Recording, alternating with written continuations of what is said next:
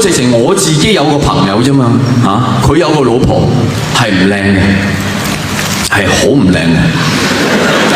OK， 即係，但係我哋平日都好少講。直到有一次有個朋友直情好直接同呢個朋友講：喂，冇乜嘢，你唔好帶你個老婆出嚟啊！大家成日叫啲嘢都食唔晒。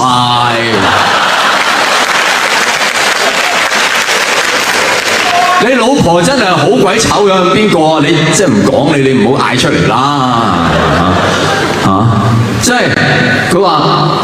但係有時因為呢啲嘢咧係好所謂點啊，各花入各眼噶嘛你好難講係因為咩原因啊，咁佢自己覺得順眼啊咁樣。嗰個朋友淨係話你可能睇慣咗，你唔覺啊。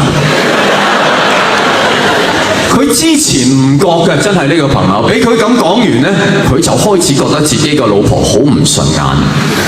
好唔順眼。過咗幾個月，我撞翻呢個朋友，我安慰佢：你唔好聽啲衰人講，啲人口臭。